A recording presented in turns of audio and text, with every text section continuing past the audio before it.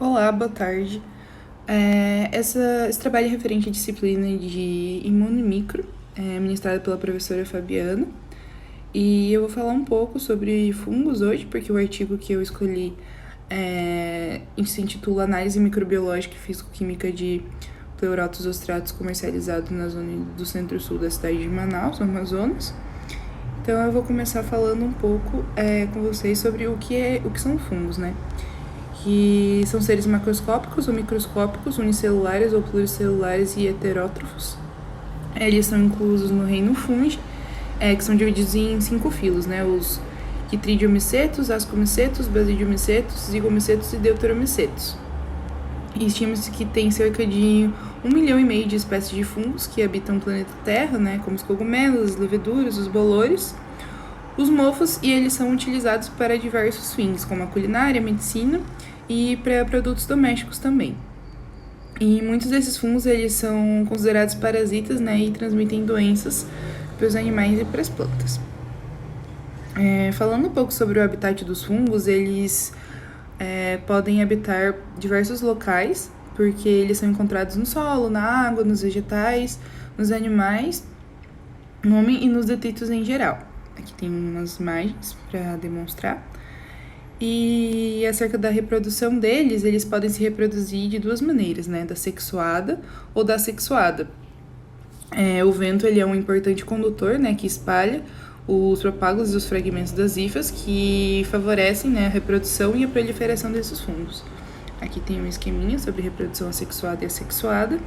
E na reprodução assexuada, né, ele não há fusão dos núcleos e através das mitoses sucessivas, né, tem a fragmentação do micélio que se originará outros fungos, né, novos organismos.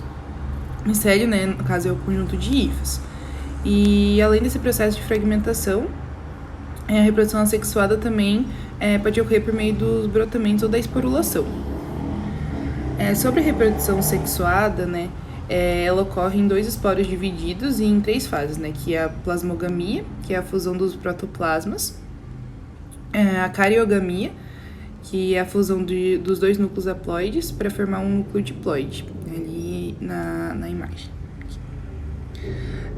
E pela meiose, né, que é um núcleo diploide, ele se reduz e forma 2 núcleos haploides.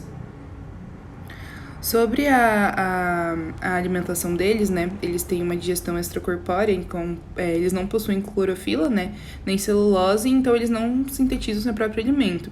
Eles liberam uma enzima no meio, né, que é a exoenzima, que ajuda na digestão desses alimentos. Então, né, de acordo com o tipo de alimentação de cada fungo, eles podem ser classificados em saprófagos, parasitas e predadores, né? Os saprófagos, eles obtêm o alimento decompondo os organismos que já estão mortos. Os parasitas, eles se alimentam de substâncias de organismos vivos e os predadores de pequenos animais que eles capturam. Também temos doenças, né, relacionadas aos fungos. Ele tem a micose, esfrieira, sapinho, a candidíase e a histoplasmose. Aqui tem um exemplo de micose, de frieira, o sapinho. Aqui embaixo tem a histoplasmose e aqui tem um canal vaginal indicando a candidíase. Então, né, eles também são agentes decompositores e, como a gente já viu, muitos deles são saprófagos, né, que eles desmancham assim os animais e as plantas que estão no meio para que eles obtenham energia, né, através da decomposição dessa matéria orgânica, né, e faz com que ela retorne ao ambiente e dê continuidade ao ciclo de vida. Então, né, o artigo que eu escolhi se intitula Análise Microbiológica e Físico-Química de Pleurotus ostratus, comercializado na zona do centro-sul da cidade de Manaus, no Amazonas. Aqui estão os autores, né? Ela está disponível na revista online Scientia Amazonia, volume 8. Né? No Brasil, eles são reconhecidos por quase 6 mil espécies, distribuídas em 1.246 gêneros, 102 ordens e 13 divisões. E a produção de macrofungos comestíveis, eles vem crescendo gradativamente no Brasil e em várias regiões também, né, dando destaque para São Paulo e aqui para o Paraná, porque eles são os principais produtores brasileiros de fungos.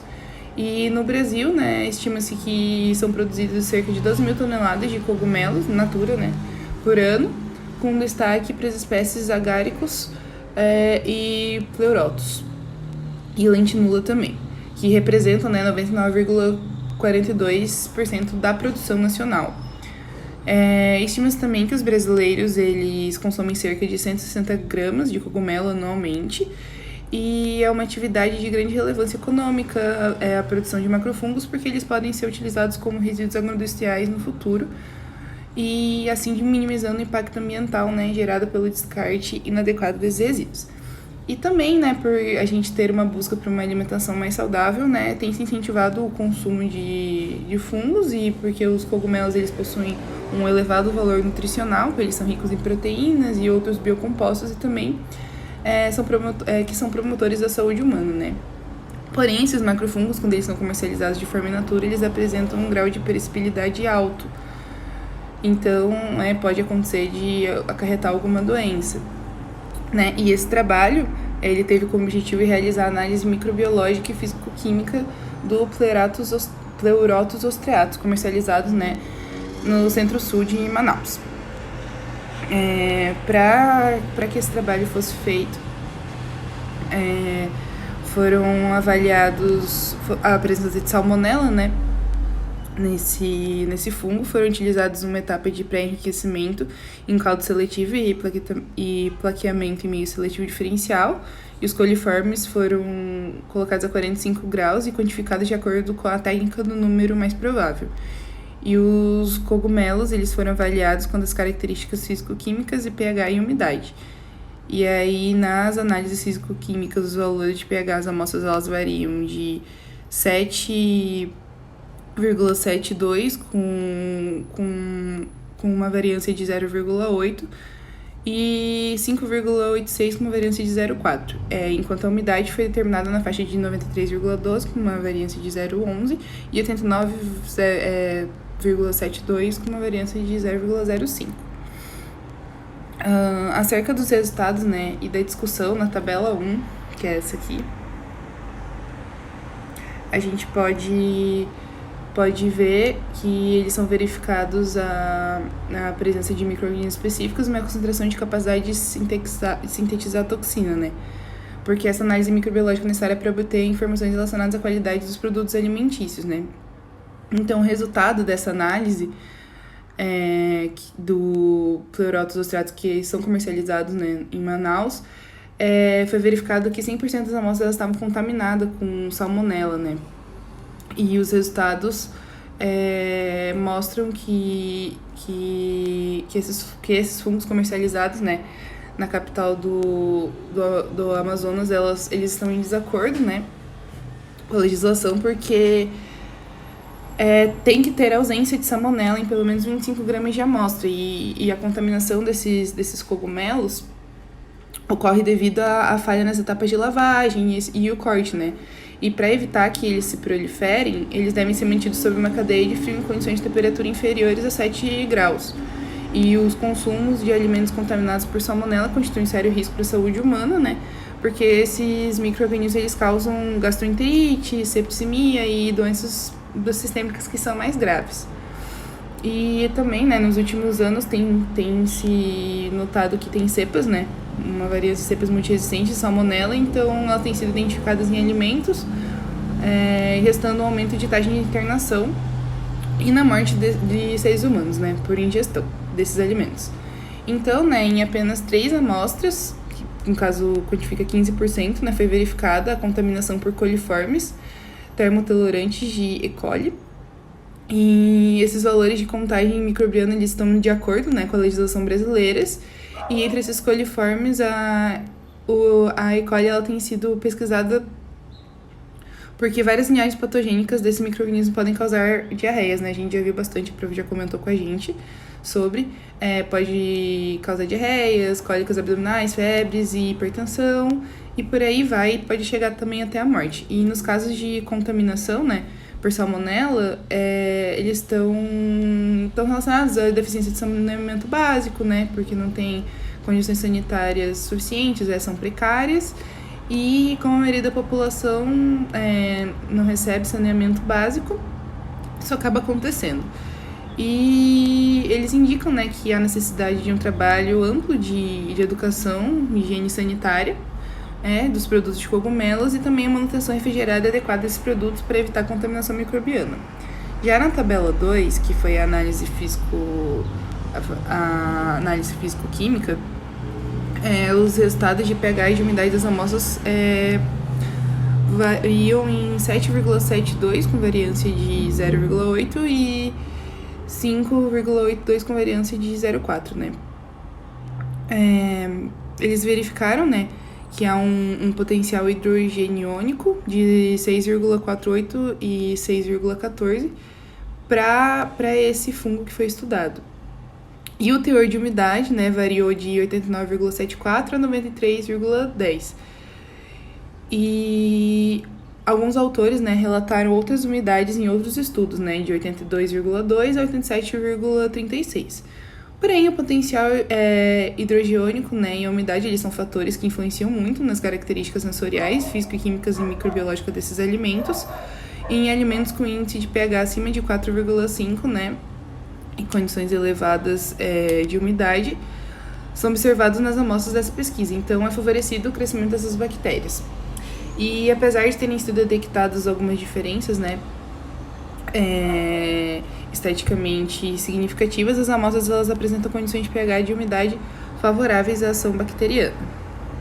Então, né, conclui-se que esses fungos comercializados em Manaus, eles possuem elevada contaminação de salmonela e eles estão impróprios para consumo, né?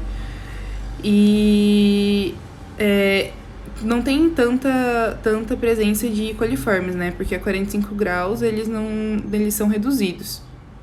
E os valores de pH e umidade, eles favorecem a contaminação, né, dessas espécies de bactérias, e os resultados microbiológicos indicam possíveis falhas no cultivo, na coleta, no transporte e armazenamento desse fungo, né?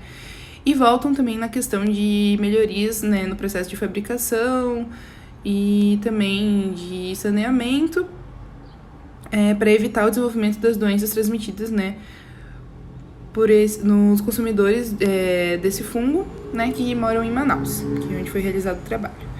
E é isso, muito obrigada. Em entrevista à AFP, o especialista em microbiologia do Hospital Robert Debré de Paris explicou detalhes sobre a bactéria E. coli que já matou 25 pessoas na Europa. A epidemia afetou 13 países europeus, chegando até os Estados Unidos e o Canadá. Mas a origem da contaminação segue um mistério. O professor Eduard Bonjon conta que essa bactéria é muito rara, possui um sorotipo particular e atinge, na maioria dos casos, mulheres adultas. O organismo extremamente tóxico pode causar a doença mesmo em pequenas doses, provocando hemorragias no sistema digestivo e, em casos mais graves, transtornos renais. Essa E. coli enterohemorrágica existe nos sistemas digestivos de bovinos e ovinos, sem que eles adoeçam. E a partir do momento que você tem campos de irrigação que são contaminados pelos excrementos destes animais, isso pode ser uma explicação. Água contaminada ou laticínios não pasteurizados são algumas hipóteses descritas. O fato de ter uma incubação de 10 a 15 dias complica. Existem outras doenças que dão diarreia, mas cujo tempo de incubação é de 8 horas. Então você sabe o que comeu na noite passada. Agora, com 10 ou 15 dias, eu mesmo não me lembro do que comi há 10 ou 15 dias. Ou seja, teremos de testar, como os alemães já estão fazendo, minuciosamente. São 500 ou 600 doentes, então precisamos testar os alimentos ingeridos por todas essas pessoas. Será preciso ir a 600 geladeiras, recolher amostras e por isso vai levar muito tempo. São técnicas muito sofisticadas. Alimentos mal higienizados podem estar contaminados por uma bactéria forte chamada salmonela. A salmonela provoca infecção intestinal que precisa ser tratada. Ela também pode entrar pela corrente sanguínea, atingindo outros órgãos e até levando à morte. Sua transmissão acontece por meio de alimentos ou água contaminados por fezes de animais. Galinhas, porcos, répteis, anfíbios, vacas e até cães e gatos podem oferecer riscos. alimentos que sejam derivados destes animais ou possam ter tido contato com as fezes deles, mesmo que pelas partículas do ar, são considerados vias de transmissão. Os sintomas costumam surgir entre 8 e 48 horas depois de ingerir o alimento contaminado e parecem muito com sintomas de doenças gastrointestinais. São eles: diarreia forte, vômitos, febre acima de 38 graus, sangue nas fezes, dor abdominal, mal-estar geral, cansaço, perda de apetite e calafrios. A infecção causada pela salmonela é mais grave em crianças, idosos e gestantes. Após os primeiros sinais da doença, procure uma unidade de saúde imediatamente. Para evitar a contaminação, siga estas dicas simples. Lave sempre as mãos antes, durante e depois de manipular ou consumir alimentos. Lave bem os alimentos antes de consumir, especialmente as frutas e verduras. A carne deve ser bem passada e os ovos devem ser bem cozidos. Hábitos simples de higiene podem salvar a vida da sua família. Em caso de dúvidas, acesse o Portal da Saúde.